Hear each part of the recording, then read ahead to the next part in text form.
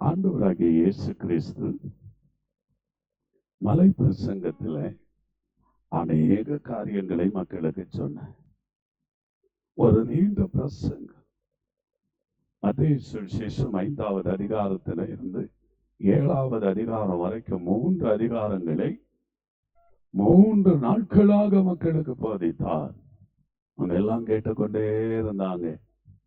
ஏன் ஆண்டவருடைய வார்த்தை கிருபை பொருந்தினதாக இருந்தது.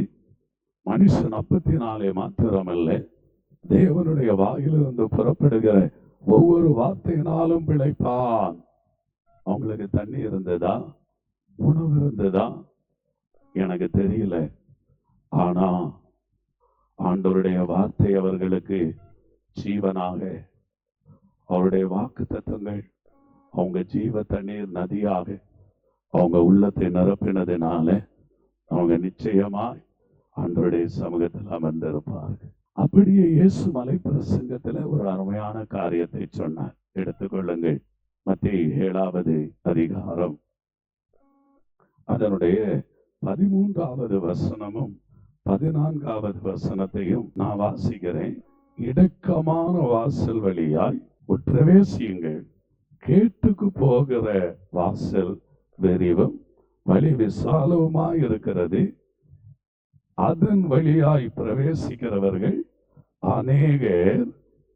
ஜீவனுக்கு போகிற வாசல் இடுக்கமும் வழி நெருக்கமாயிருக்கிறது.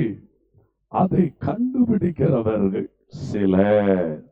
இந்த வசனத்தை எத்தனை பேர் எப்படி புரிந்து கொள்ளுகிறீங்க என்று எனக்கு தெரியாது. ஆண்டவருடைய வார்த்தையை பாருங்க. இதை கேட்கும்போது நமக்கு இருக்கும், எல்லாரும் எதிர்பார்க்கறது என்ன எதிர்பார்ப்பாங்க? எனக்கு ஒரு திறந்த வாசலை கர்த்தர் தரணும். ஆமென். பெரிதும் அனுகூலமான ஒரு வாசல் எனக்கு திறக்கணும். ஒரு ஆசீர்வாத வாசல் எனக்கு திறக்கணும். ஆண்டவரே, நான் மிகவும் நெருக்கப்படுகிறேன், எனக்கு ஒரு வாசல் திறக்கணும். அப்படித்தான் நாம் எல்லாரும் எதிர்பார்ப்போம். ஆனா ஆண்டவர் இங்கே ஒரு வார்த்தை அழகாக சொல்லுகிறார். இடுக்கமான வாசல் வழியாய் உட்பிரவேசிக்க நாடுங்கள். ஆமென். எத்தனை பேருக்கு அதுல அப்படி ஒரு வாஞ்சை இருக்கும்? நம்ம எல்லாம் பாடுகளினோட உபத்திரவங்களினோட வாடுவது நமக்கு பிடிக்காது. நம்முடைய ஆண்டவர் நம்ம அப்படி ஒரு இடுக்கமான நெருக்கமான ஒரு பாடுகள் நிறைந்த வாழ்க்கையினூட நம்மை வாழ வைக்க வேண்டும் என்று விரும்புகிறாரா? ஆண்டவருக்கு நம்ம மேல் அவ்வளவு கோபமா? நிச்சயமா இல்லை, நிச்சயமா இல்லை. ஆண்டவர் நம்மை ஆசீர்வதிக்கணும்னாலே அதுக்கு ஒரு வரமுறையை வைக்கிறார். உங்க பாருங்க. அந்த எரிகிற முட்செடியில ஆண்டவர் காட்சி கொடுக்கிறார். நீ நிற்கிற இடம் பரிசுத்த பூமி, உன் காலில் இருக்கிற செருப்பை கலட்டி போடு. ஆமென்.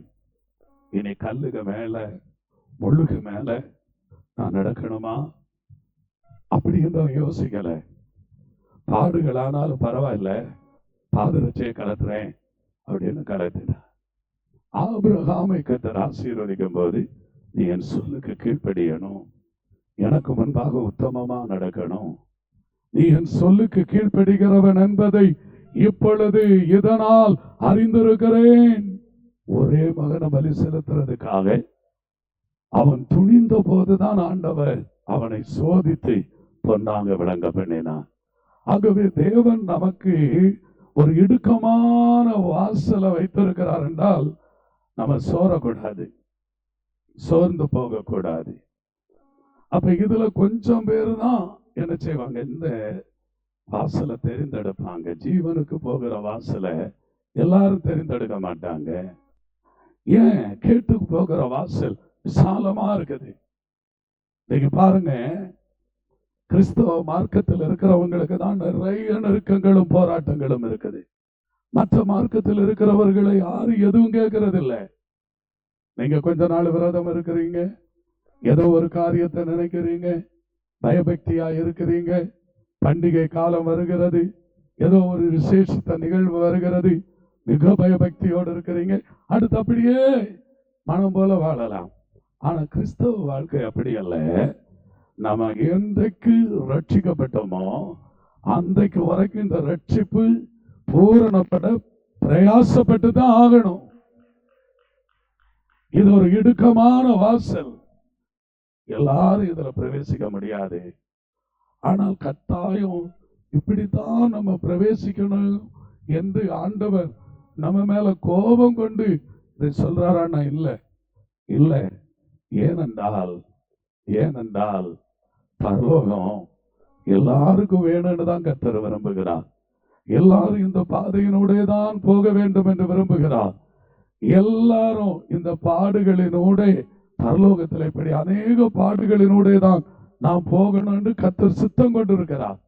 அதுக்கு அவசியம் என்ன?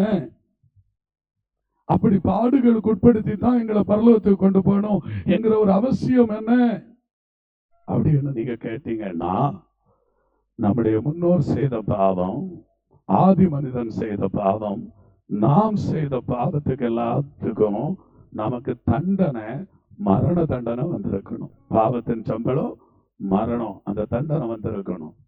ஆனா இயேசு கிறிஸ்து அந்த மரண தண்டனையை தன்னகத்தை ஏற்றுக்கொண்டு நமக்கு விடுதலை தந்ததினால அவரோடு கூட ஒரு பாடு சகித்து அவர் பரலோகத்துக்கு போனது போல நாம் கடந்து செல்ல வேண்டும் என்பது கட்டாயம்.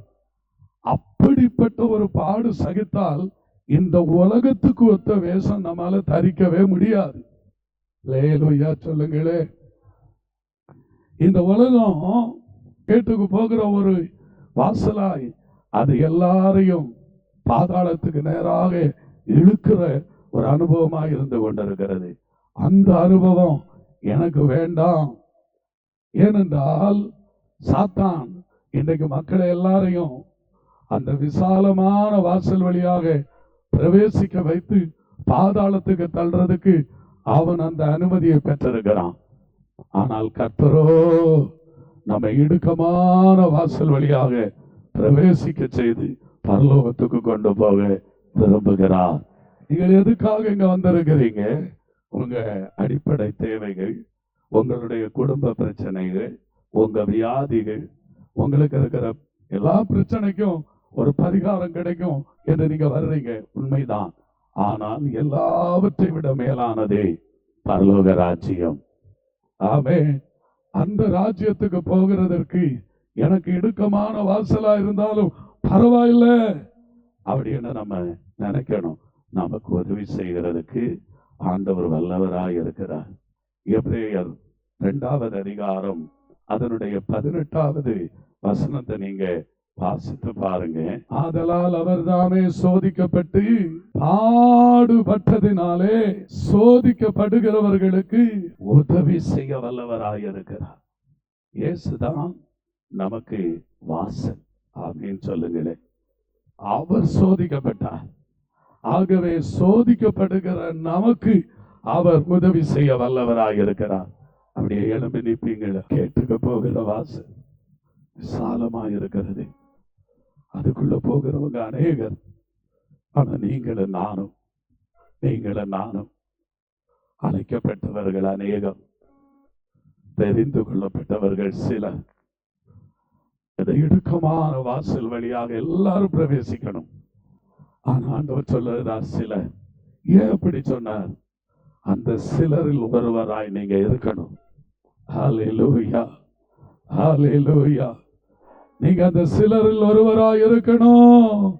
அப்படி வலது கரத்தை உயர்த்தி, ஆண்டவரே இடுக்கமான வாசல் வழியாக உட்பிரவேசிக்கிறவங்க சிலர் என்று நீர் எங்களுக்கு சொன்னீர். ஆண்டவரே, அந்த சிலரில் ஒருவனா நான் இருக்கணும், தெரிந்தெடுக்கப்பட்டவனா நான் இருக்கணும்.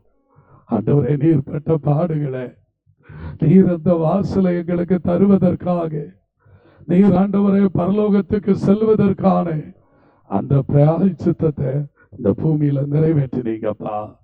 நாங்களும் சிலுவையை சுமந்து கொண்டு அனுதினமும் உமக்கு பின் செல்லுகிற ஒரு அனுபவம் அடைந்து உம்முடைய ராஜ்யத்துக்கு வருவதற்கு எங்களுக்கு கிருபை தாரும். கர்த்தர் அப்படி செய்ததுனால எல்லாரும் கர்த்தரை ஸ்தோத்திரம் பண்ணுங்க. எல்லாரும் வாயை திறந்து ஸ்தோத்திரம் பண்ணுங்க.